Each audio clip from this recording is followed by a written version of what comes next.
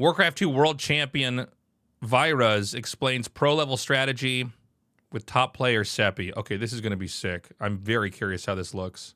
Hi everybody, this is Baby Shark. I'm here with two old-time WarCraft 2 pros.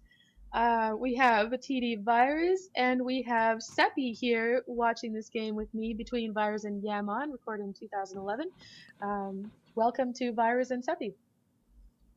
Oh, hello. Sorry, I was on mute there. Hello. Oh, look at that. This is a surprise. It's Warcraft 2 NASL sound guy. Am I playing here? I can't tell.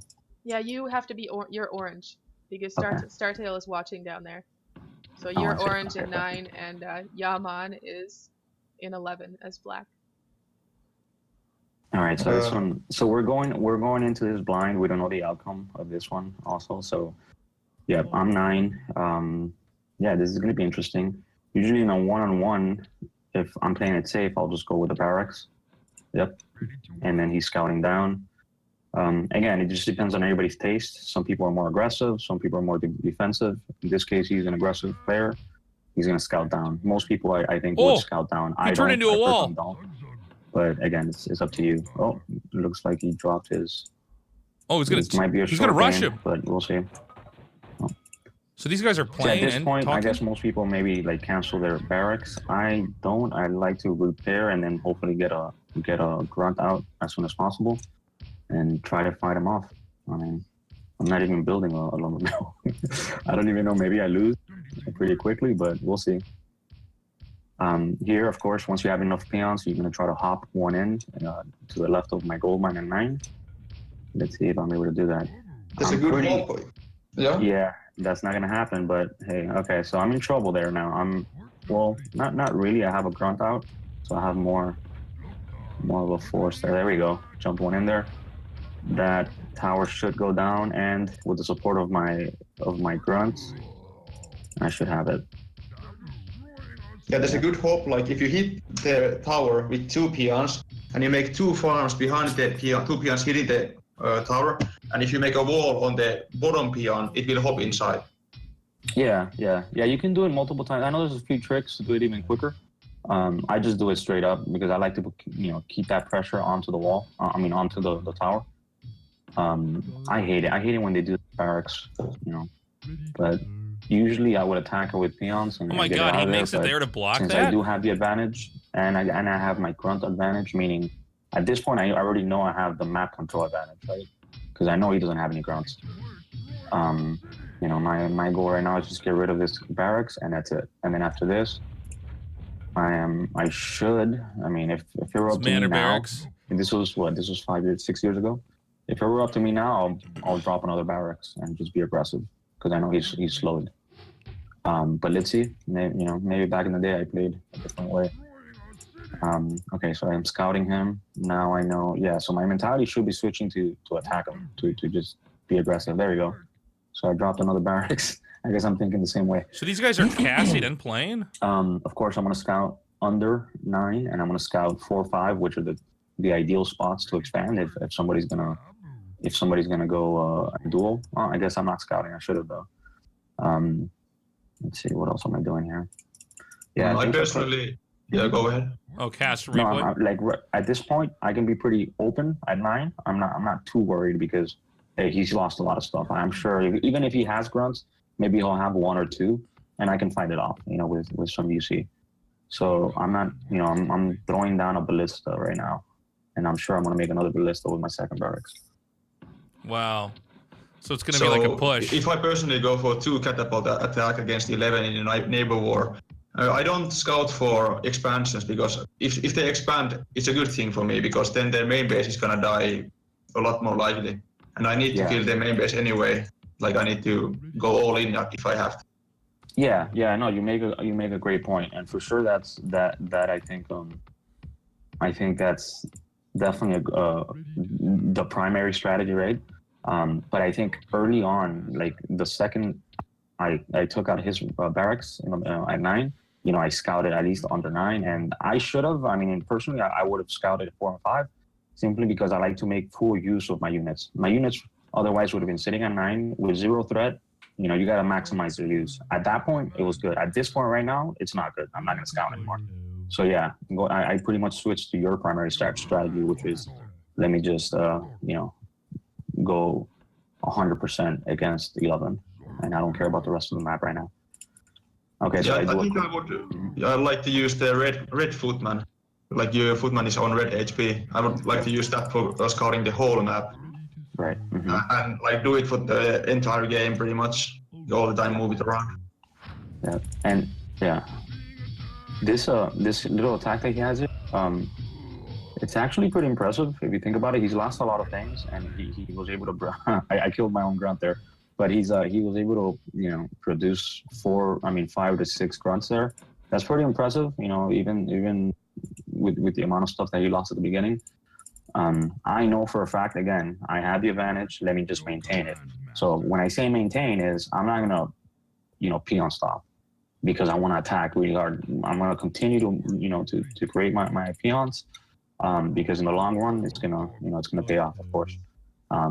I can just maintain my defense with the 2 ballistas, and in a little bit, since I have so many more peons, I can pump out. I think he's calling his 2 times peasants as much peons and his footmen grunts. Yeah, he because doesn't have much there. I don't know why, but just for some yeah, clarity I don't know here. if that makes sense there, but yeah, I mean, I just focus on peon production. That's it, and my resource management. Yeah, and right now you have like 22 peons, and I myself in a neighbor war in like 12 versus 2 or 9 versus 11, whatever. I like to stop peons at like, if I go for aggression like this, like 2 catapults, I like to stop peons between like 21 and 24 peons. After that, it might be. You can, and you know, I mean, you'll win some games. Yeah, that's a fact, right? You'll definitely win some games. But I think overall, if you look at a sample size of like 100 of these games, it's not to me, it's not effective. You know, these overall, if you just continue to make peons, I never suggest stop making peons. I mean, if you look at all my games, you know, I never stop making peons. You shouldn't, because you never know. I mean, if you're relying on your attack, if your attack fails, you're done. If you're in this case, if my attack fails, I'm not done. I'm way ahead, you know, and I can. I feel like the guy who's talking more create has a better second wave of theory. attack a lot easier, and a lot more efficient. So yeah, here I'm attacking at 11. Yeah, I have I think my UC. Oh my god, he was a targets lot a turret. better. You see, we pretty much had the same amount of grunts, but my grunts just completely destroyed him. Oh, I'm a level 4 too, so yeah, that makes sense. He's a level 3. So he took out my ballistas. I probably should be making another set of ballistas. Oh, yeah. Like, I'm making 3 ballistas at this point because, yeah, I don't need any more grunts, right? I'm going to kill his barracks. That's it. He's done. I'm going to go ham. A lot of people will start making a bunch of guard towers right at 11. It makes sense. I like it, but I don't think it's necessary. I think I can be more effective if I, you know, go old. Maybe expand as S9. It seems like Orange which crushes I him. think I'm doing at this point. If you look at this the point in time. So I'm already sending, you know, instead of making a bunch of, you know, 5 guard towers and going for the win instantly. Again, that's risky because maybe he has 2 ballistas or 2 catapults. I haven't seen any catapults on his end, so he could be, you know, he could have had, and that's the whole thing, right? He could have. So that's, you know, if you start thinking about risk, then you start risking a lot less overall. In this case, yeah, there is no risk because we can see what he's doing, and he's not doesn't have much. He's making more towers, which It's are crazy because it looks like he's gonna get run over from like an old StarCraft game. He has a catapult now. I've never seen this played at this by the time level. he got the catapult, and I have my 3 ballistas, I already have S9. You know, I already have hold, and I have my stables. So you see the difference there. I mean, at least that's the mentality I approach my games. You know, at least my one-on-ones with, and I'm already castling. So it's, you know, if I would have stopped at this point if I would have stopped at, you know, 22 peons, I would have just still, you know, be making grunts. I would still be, you know, Hall. I would still have only 1 gold mine. So I think that's a huge difference. But again, if you separate, like, you know, if that's your strength, then that's awesome. You know, I mean, you probably do it better than I do. Well, it's for me, it's all about math. Like, I've done all the math. Yeah. And like, I don't need more than 17 peons for last. Right. Like, if I want a good economy, I don't need more than 20 peons. This is And that's interesting not because gonna you're be a hearing hindrance, like, a debate here of 2 different ideas. One guy's saying you just shouldn't stop making workers. The other guy says you want to like hard stop at 17. You don't need more. Get my 3 reactions and level 7, whatever. Right. Of course, So one guy's just like more macro, I guess. The other guy's more of like trying to get a specific timing off. it helps, but I think it starts to be a hindrance after some point, like having extra peons. Yeah. But that is my style, and it is not suitable for Yeah. probably not it's anybody like- but me. Yeah, it's the again, yeah. So it's suitable. Maybe it's suitable. It's not suitable for me because I'm not used to it.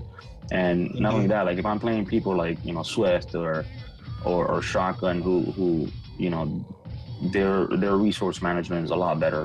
But they don't stop making peons. And on top of that, they're able to defend against a 2 catapult attack. The second my 2 catapults are done, because I can have 100 grunts and 2 catapults and I'm attacking. But they can, if they take out my 2 catapults, they have the advantage and almost instantly. You know what I mean? Because they never stop making those peons. So I mean, I think that's I think that's the primary, at least for me. And then after that, it's expanding. So definitely my mentality already switched to late game in this game. So I already have my mage out. I'm taking 5. I'm thinking about other things to do already. And I made a church apparently in this game. I guess maybe I'll make a, there you go. So this game's over. So that was a pretty decent, 11 versus 9 score. It could have gone either way, right? If his game was a lot more successful, then yeah, he could have taken me out. I mean, better ways to do it, but I was able to knock it out. I think This channel has 301 subscribers. WarCraft 2 Baby Shark. Check him out. This is fascinating to me. I didn't know this existed. I feel like I should know. I should have known about this, but I'm just now finding out about this 28 years after WarCraft 2's been out. What is it, 25 years after StarCraft's been out? I've been casting for like, I don't know, 17 years? I had no idea. Let me know what you think about that in the comments. Please like the video. If you want more content like this, let me know. I kind of stumbled upon this, and I'm totally fascinated. You can get my merch at tastelessthreads.com, and you can always join me on my Twitch stream where I watch these videos live at Tasteless TV on Twitch. Have a good day.